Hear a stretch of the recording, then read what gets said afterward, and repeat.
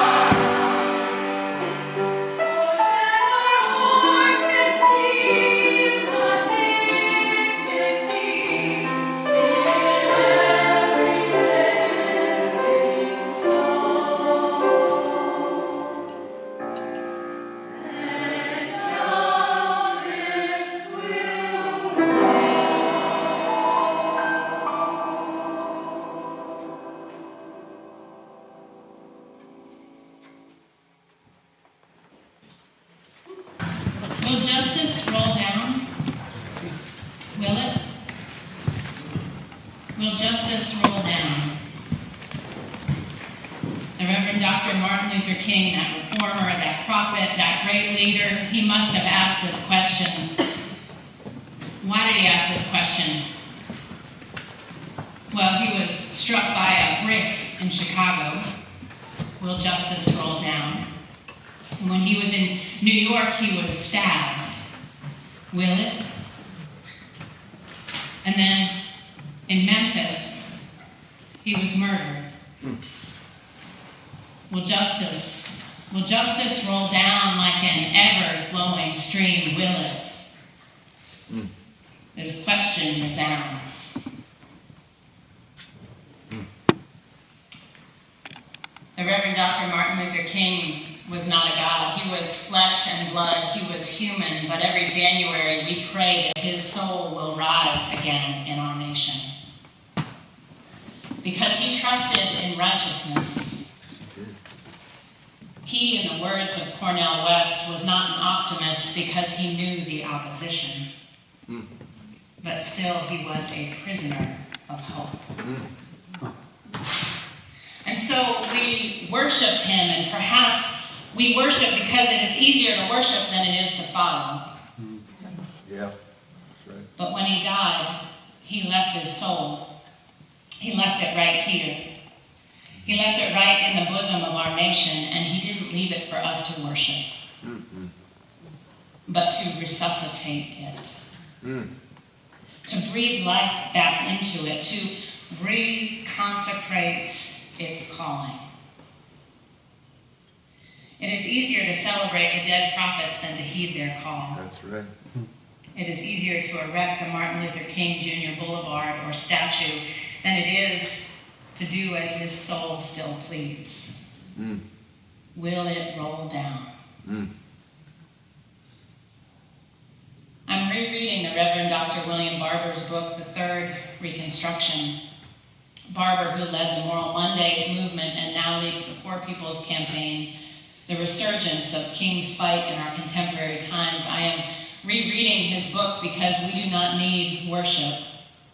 We do not need commemoration. We need reconsecration, a resurrection, a resuscitation. I am rereading because what we are living through now is just as terrifying as Jim Crow. Indeed, we might call it James Crow Esquire. Because what we are living through is the ascendancy of a neo-Confederacy, a resurgence of the fierce century-long effort of an elite grounded mainly in the South to normalize white racism. We are living through racialized voter suppression, yes? Yes. We are living through the war on drugs, yes? And we see how the war on drugs is the 21st century way of ensuring a second-class citizenry, and how this follows the 20th century method called convict leasing, and how this follows the 18th and 19th century method called slavery. And I am rereading this book because talk of walls and hordes and the undeserving poor is emboldening a white national minority. Is it still a minority? To proclaim a neo-Confederacy and a neo-white supremacy. Our synagogues are being desecrated, so are the black churches, and just yesterday you may have seen that horde of white Catholic schoolboys taunting a Native American veteran as he attempted to sing a tribal song on our National Mall. We are witnessing the ascendancy of a neo-Confederacy. Say no with me. No. And perhaps a get behind me, Satan. Because sometimes the devil is in the details and evil is in ideas. That's right.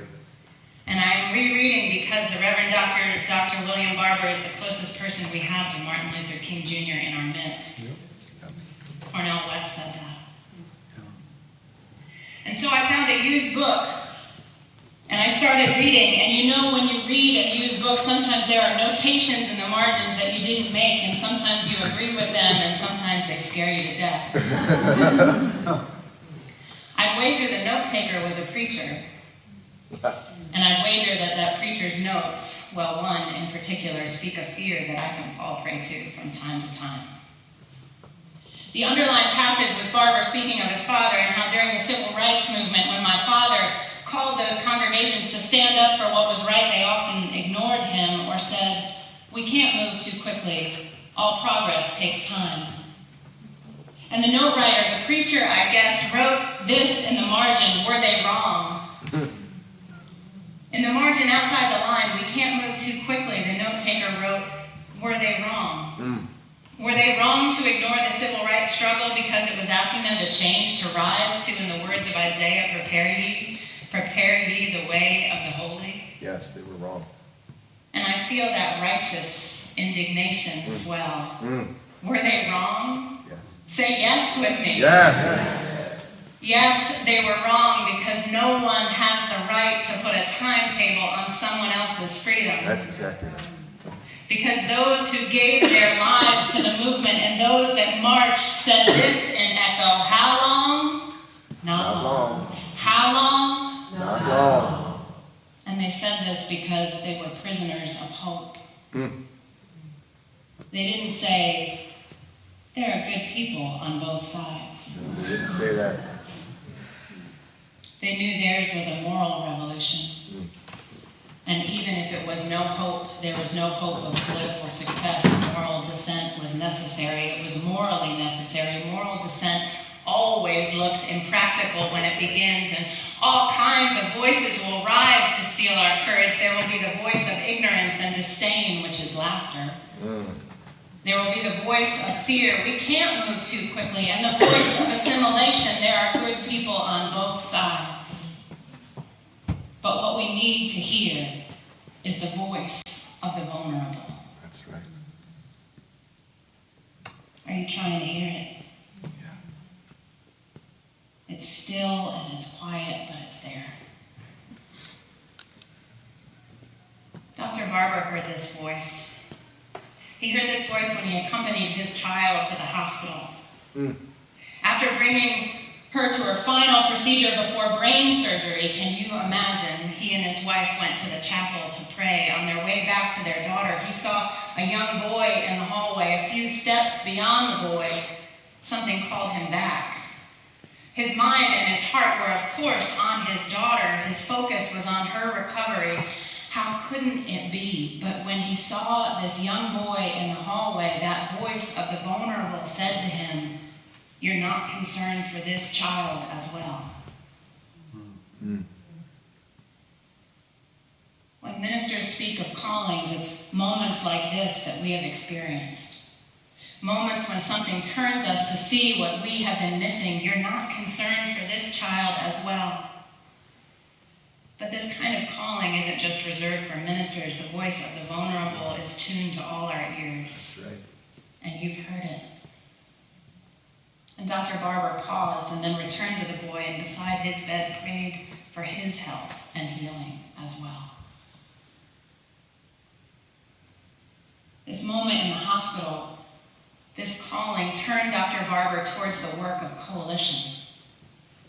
He moved in his home state of North Carolina to unite the labor organizers with the racial justice advocates, to pull together the health care for all visionaries with the public school teachers, to join the environmental activists with the home inequality pioneers, asking all the while, "You're not concerned for this child as well?" Today, the call from the extremists, the protectionists, and the nationalists is unmistakable. Build the wall. Build a wall. Hell, we have a wall already. We have a wall between the disenfranchised and opportunity. It splits every small town and big city into two camps.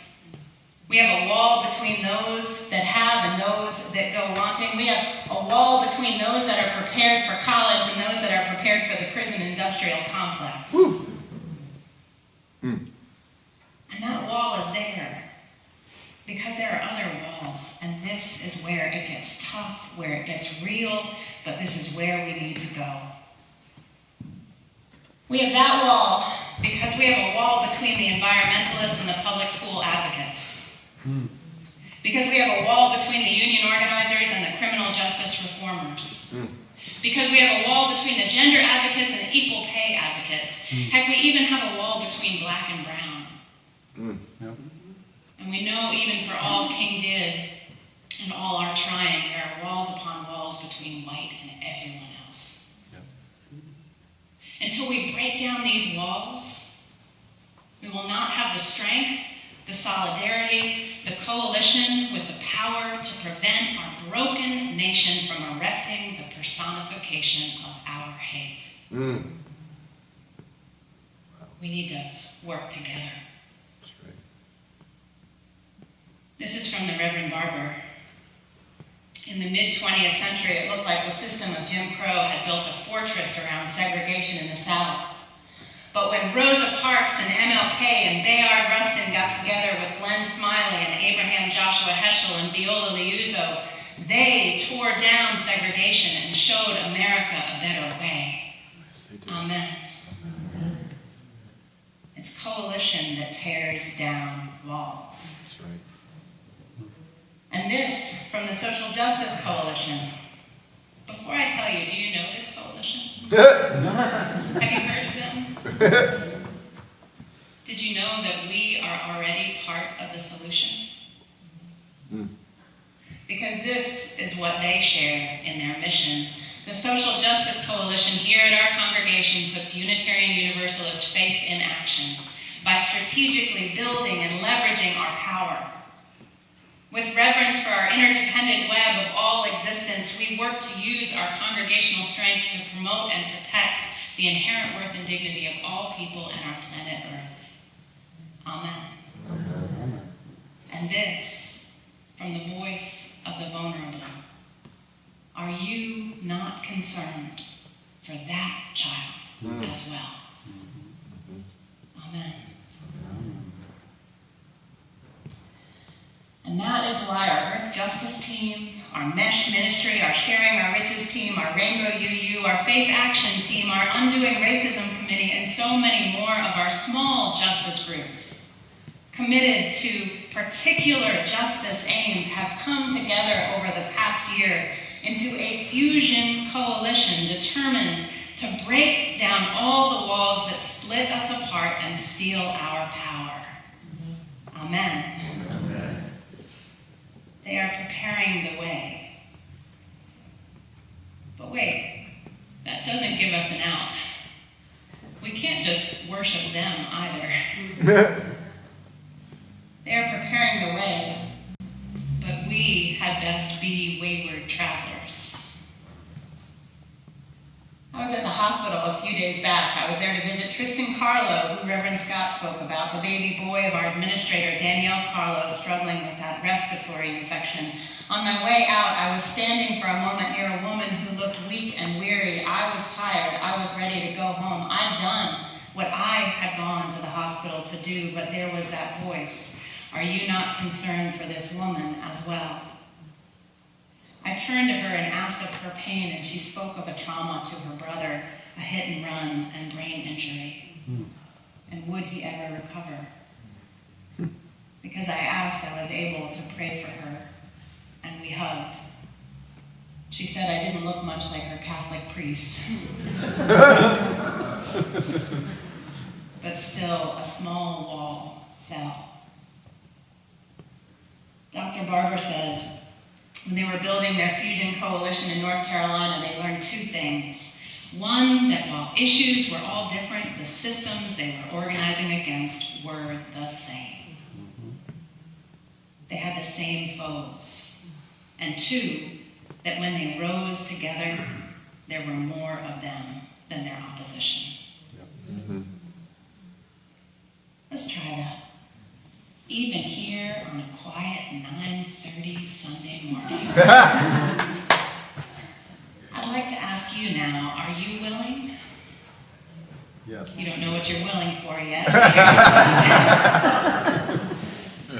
Are you willing to listen to the voices of the vulnerable that speak of aches that you have not yet considered? Yes. Are you willing to set your particular project aside for a spell to rise with your neighbor who is organizing for a different game? Are you willing to learn a new name for a new fight and make a new friend and serve a new goal? That's right. If you are able to, I welcome you to stand. And if you do so in spirit but not in body, raise a hand or an eyebrow. And choir, as you stand, please come on up and join us up here. We should have just had you up here the whole time. Get some chairs for the second service. I want to welcome you to look around you, again, even at this quiet 9:30 Sunday morning, and look at this power and this possibility, at this great cloud of witnesses to the vulnerable. I want to imagine looking at your neighbor and seeing that they will be there for you when you take on your next fight. Please remain standing in body or spirit here as we conclude. I've got one final thought for us to remember.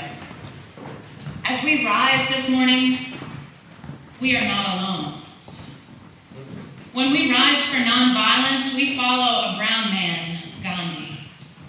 And when we rise for a moral movement, we are following a black man, Martin Luther King Jr., and a black woman, Rosa Parks, and all the black and brown and poor and disenfranchised and rejected people who put their bodies into the struggle when doing so was an existential risk. That's right. When we rise, we follow the white Unitarian Reverend James Reeb, who was killed for following in Selma, Alabama. And when we rise, we follow the white Unitarian mother, Viola Liuzzo, who was killed for following in Birmingham. And when we rise, we follow the prophet Isaiah, who said, "Make the crooked straight and prepare ye the way." And when we rise, we follow Amos, who proclaimed that justice would roll down, because that is a moral proclamation. And when we rise, it is not because we are first. It is not because we are special. It is not because our particular issue area is going to lead. It is not even because we are assured of victory. When we rise because it is right. Let nothing come between us. Amen. And may it be so. We are going to sing together what is known as the Black National Anthem. I welcome you to remain standing and share these beautiful and powerful verses.